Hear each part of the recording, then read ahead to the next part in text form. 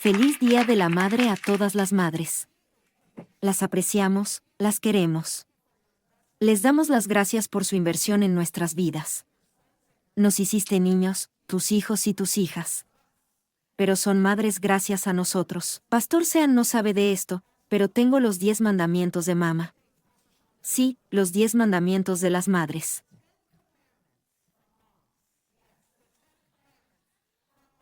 Número 1. No tendrás más madres que yo. Y todas las mamás en la sala dijeron amén. No publicarás ninguna foto sin el consentimiento de mamá.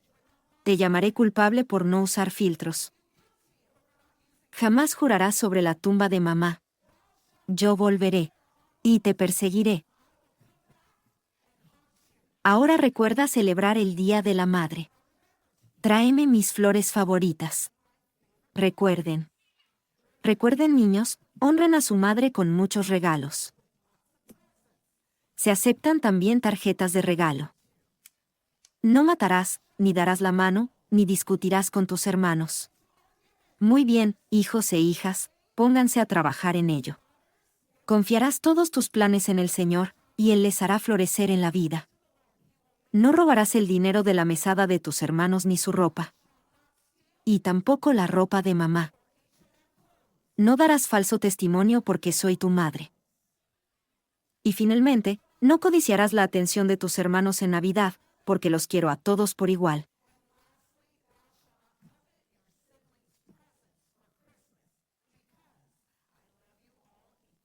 Y todas las mamás en la sala dicen Los queremos, niños. Gracias por hacernos mamás. De hecho, mamás, quiero aprovechar este momento para animarlas hoy. Este es un mensaje muy importante para ustedes. Mientras observamos cómo nuestro entorno, nuestra atmósfera, nuestras comunidades comienzan a transformarse. Hay algo significativo sobre las mamás, y quiero contarles la historia de una mamá, especialmente una madre llamada Hannah. El mensaje del día de hoy. El mensaje que estoy a punto de revelarles a todos ustedes es que este es el avivamiento. Gira hacia tu vecino y dile que esto es un verdadero avivamiento. Mira, la Biblia tiene mucho que decir sobre el avivamiento bíblico. En realidad, la definición de un reavivamiento bíblico es esta. Es un espíritu renovado, una vida espiritual revitalizada y una devoción mucho más profunda dentro de una iglesia o comunidad, caracterizada por un número abrumador de personas que experimentan el poder de la santidad, el arrepentimiento y un compromiso profundo con Jesús. Un tiempo donde el Espíritu Santo actúa con poder, provocando un despertar espiritual y un renacimiento de la fe y la verdad bíblica. Algunos elementos que se observan en un avivamiento bíblico, especialmente en una iglesia y una comunidad influyente, son estos. Notarás un despertar espiritual. Es decir, personas sin fe experimentan un despertar de fe espiritual y un crecimiento en el amor por el Señor Jesús.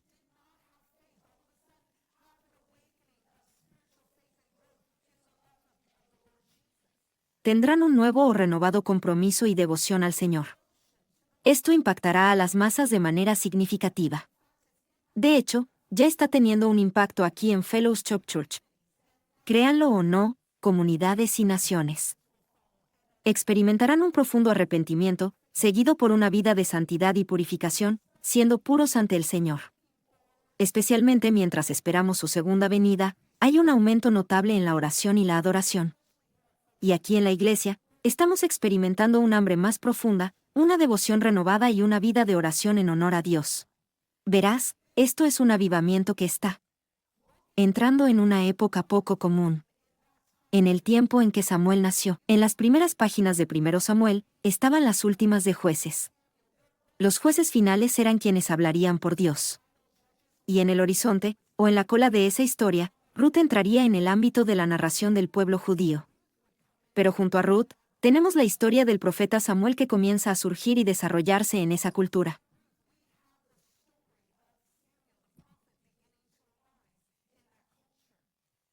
Entonces, ¿de dónde vino Samuel?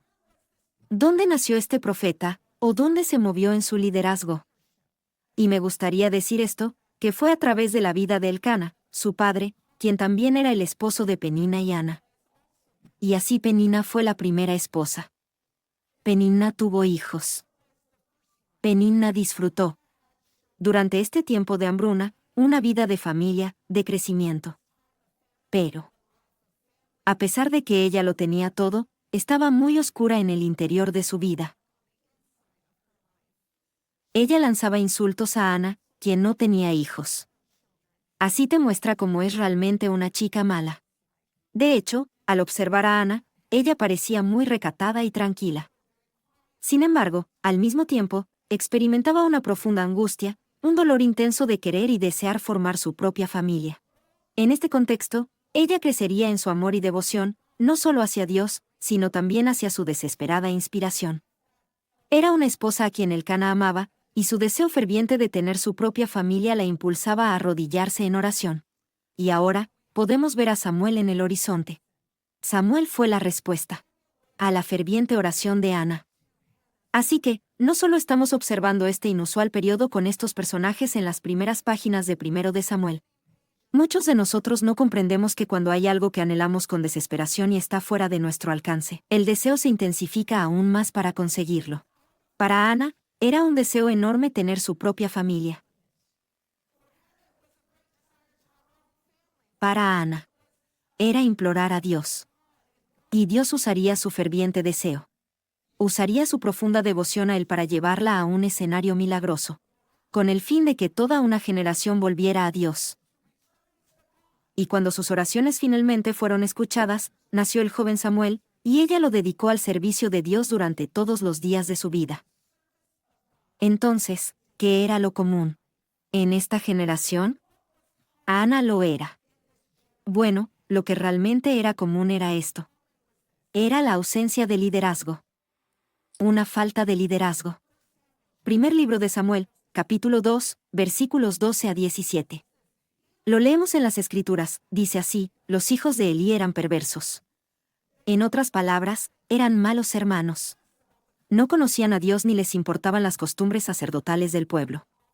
Normalmente, cuando alguien ofrecía un sacrificio, el siervo del sacerdote se acercaba y mientras la carne hervía, clavaba un tenedor de 3 puntas en la olla, y el sacerdote recibía lo que, en el tenedor. Así es como los hijos de Elí obtenían su comida. Trataban a todos los israelitas que venían a Silo para ofrecer sacrificios a Dios antes de que hubieran quemado la grasa para Dios. El siervo del sacerdote llegaba e interrumpía este sacrificio para tomar algo de la carne. Decía: entrega algo de la carne para que el sacerdote la hace. No le gusta hervida, la prefiere poco hecha. ¡Qué audacia! Si el hombre se oponía, decía que primero debía quemarse la grasa para Dios. Esa era la porción de Dios, y luego ya podías tomar lo que quisieras. Bien, el sirviente insistiría, diciendo: no, lo quiero ahora. Si no me lo das, lo tomaré de todas formas. Era un pecado terrible que estos jóvenes siervos estaban cometiendo justo en la presencia de Dios, profanando las santas ofrendas que eran para Dios. Puedes ver en esta parte de la narración lo que estaba sucediendo cuando la gente venía a sacrificar a Dios. Ellos iban, hervían la carne y así interrumpían este sacrificio, que harían en honor al Señor.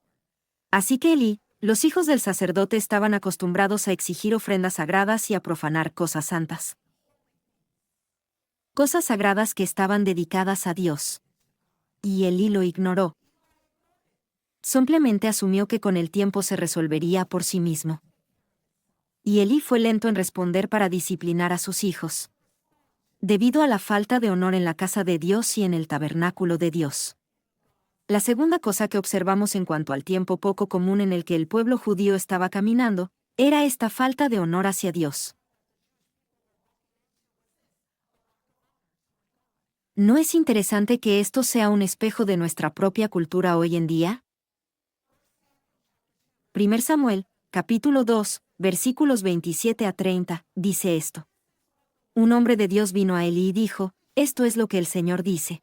Me mostré claramente a la familia de tu antepasado Aarón cuando eran esclavos, recuerda, del rey de Egipto. Los elegí de entre todas las demás tribus de Israel para que fueran mis sacerdotes. Quería que subieran a mi altar a quemar incienso y que vistieran las vestiduras y el chaleco sagrados. También permití que la familia de tus antepasados recibiera parte de todas las ofrendas y sacrificios de los israelitas. Entonces, ¿por qué no respetas los sacrificios y las ofrendas? ¿Honras más a tus hijos que a mí? Te beneficias de las mejores partes de la carne que los israelitas me traen. Por eso el Señor, el Dios de Israel, dice, prometí que tu familia, la de tus antepasados, me serviría siempre.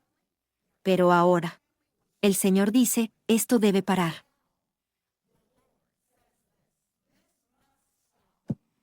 Honraré a aquellos que me honran. Sin embargo, deshonraré a aquellos que me ignoran. Esto es lo que ocurre cuando desobedeces a Dios. Y muchos padres comprenden el dolor de ver a sus propios hijos cuando desobedecen o se alejan de la familia. Pues bien, ellos se alejaron de la presencia de Dios.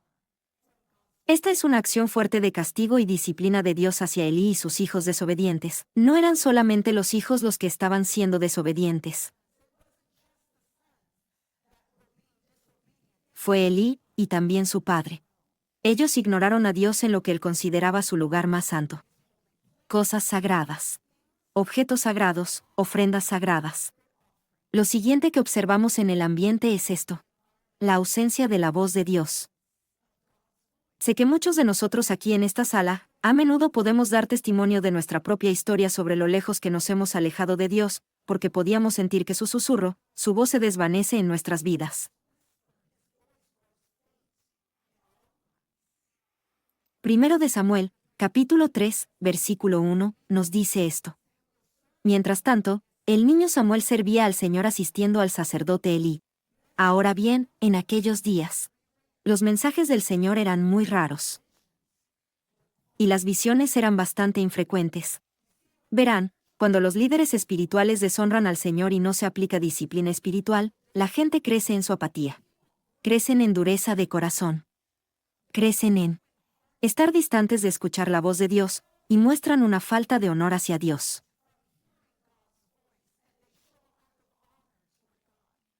La voz comienza a desaparecer en un hombre o mujer. En una generación. Como ven, la desobediencia significa distancia.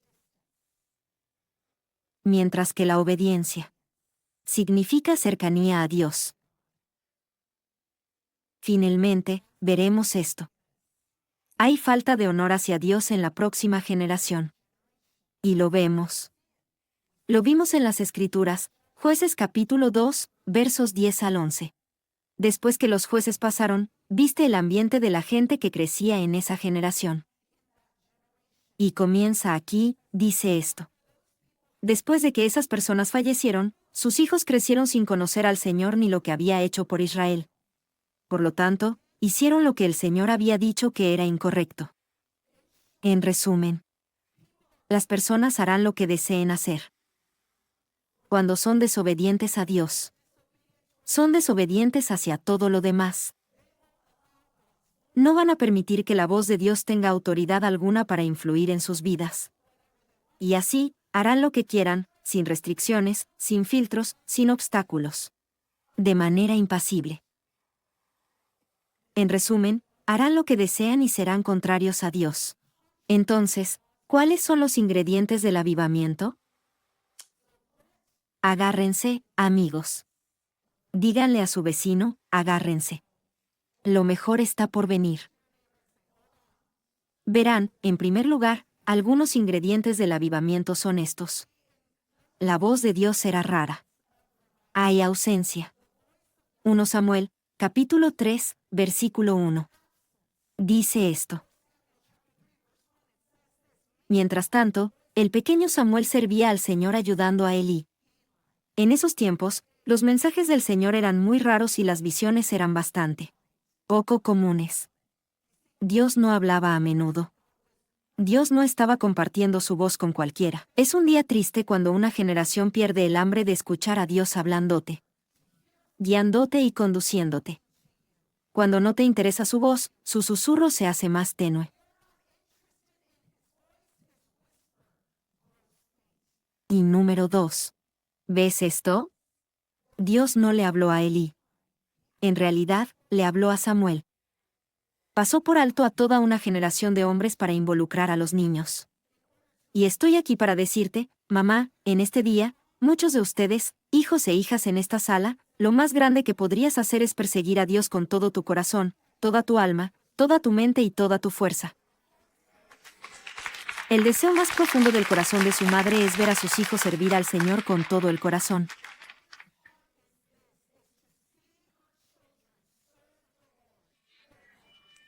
¿Puedo escuchar un buen amén, mamás? ¿Lo ven? 1 Samuel, capítulo 3, versículos 7 al 11. Dice que Samuel aún no conocía al Señor, porque la palabra del Señor no le había sido revelada. Una tercera vez, el Señor llamó a Samuel. Samuel se levantó, fue a Elí y dijo, «Aquí estoy, me llamaste». Entonces Elí entendió que el Señor llamaba al muchacho. Así que Elí le dijo a Samuel, «Vete y acuéstate». Y si vuelve a llamar, le dicen, «Habla, Señor, que tu siervo está escuchando». Entonces Samuel fue y se acostó en su lugar, cerca del tabernáculo. Y el Señor vino. Y se quedó allí, llamando a Samuel, como lo había hecho las otras veces. «Samuel, Samuel». Y Samuel respondió, «Habla, que tu siervo escucha». Y el Señor le dijo a Samuel, «Mira, estoy a punto de hacer algo en Israel que hará que los oídos de todos los que escuchen hablar de ello vibren».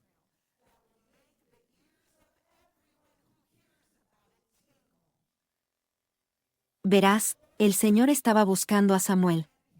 Y comenzó a hablar con él. Le estaba hablando al joven Samuel, quien dormía en el tabernáculo cerca del arca de Dios. Padres, hubo una generación en nuestra cultura que perdió de vista su presencia. Se alejaron de ir a la iglesia, y eso afectó a sus hijos. Sin embargo, permítanme decirles esto, esta generación de jóvenes está ahora muy cerca del Señor. Su deseo de servir mejor al Señor es muy evidente. Es palpable. Y serán ellos a quienes Dios buscará para traer una generación de vuelta en honor a Él. Ya ves, el joven Samuel, en una cultura sin Dios, tenía un corazón abierto que atraía la voz del Señor. Y número 3. Esta es la última cosa. ¿Qué ves? Samuel es la voz de Dios, que atraerá generaciones de vuelta a Él.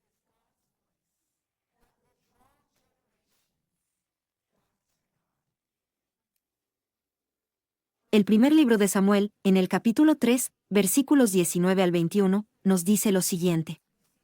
El Señor permaneció con Samuel mientras él crecía.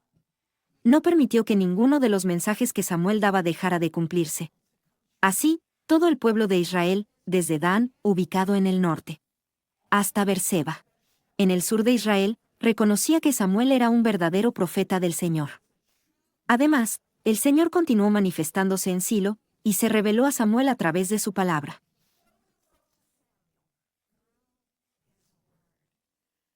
Amigos, estoy aquí para decirles mamás, estoy aquí para declarar en su presencia que esto es lo que estamos viviendo en este momento. Esto es avivamiento. Quiero que se dirijan a su vecino y le digan, esto es avivamiento. Estamos viviendo tiempos de avivamiento. Estamos llegando al mayor despertar espiritual. Y no quiero que se pierdan el momento de lo que Dios está haciendo en sus hijos. Ha habido muchos de ustedes que han estado orando, profetizando, declarando sobre sus hijos, declarando sobre sus nietos, que ellos conocerán al Señor. Sin embargo, solo porque hubo una mala decisión en su línea familiar, no significa que el ADN esté demasiado alejado de Dios. Verás, era evidente que la mano del Señor, su presencia, su voz, su unción, estaba sobre el joven Samuel. Él usó a una mujer, y su desesperación por ver a Dios moverse en ese momento, utilizó su vientre para dar a luz un avivamiento. En esa generación, él creció con la presencia de Dios, tal como lo harán tus hijos. Muchos de los pequeños Samuels, incluso en nuestra zona infantil, conocerán a Dios profundamente y serán un recipiente poderoso usado por Dios. Dios actúa poderosamente en esta generación. Verán a Dios y valorarán lo sagrado y los derechos. Era claro para todos que Dios hablaba. Hablaba mediante la voz y vida de Samuel.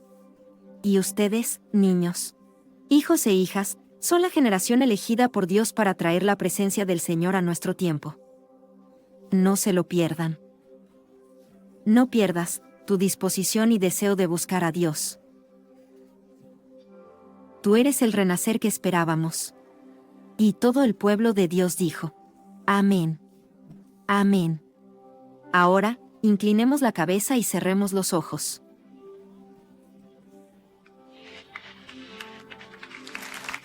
Vamos, inclinen sus cabezas y cierren sus ojos por un momento.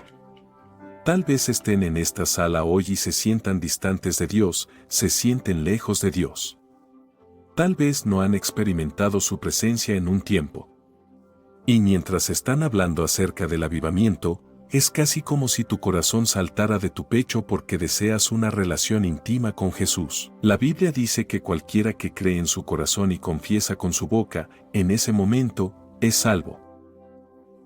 Creo que a veces hacemos la salvación tan complicada.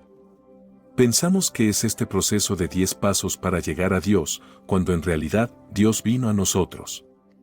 Dios ha estado tirando de tu corazón desde el principio del servicio hasta este momento. Dios ha estado preparando tu corazón para este momento donde te está llamando a una relación con Él. Ojos cerrados. Si quieres decir sí a Jesús o volver a entregarle tu vida. Al contar 3, levanta la mano. 1, 2, 3. Ahora, si eres tú, levanta la mano. Sí, te veo. Sí, sí, sí, sí, sí, sí, sí, sí, sí, sí, sí, sí, sí, sí. Te veo. Sí, te veo.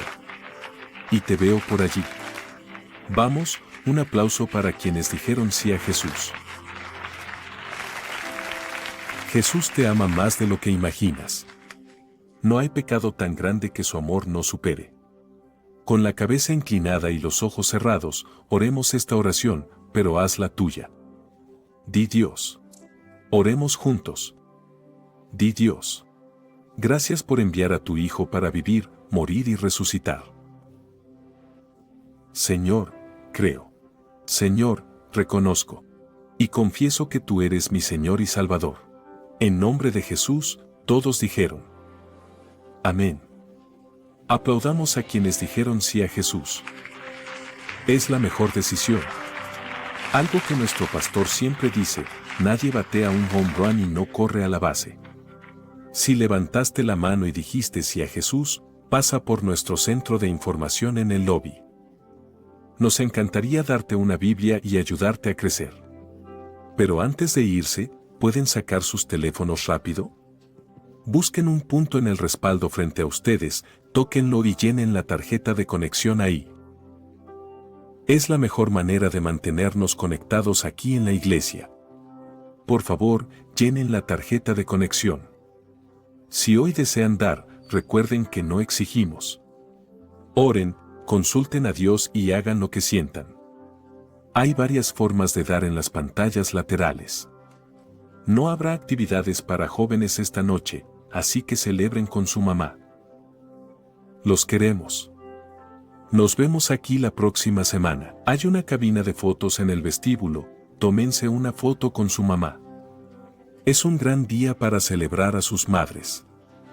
Los queremos. Hasta la próxima semana.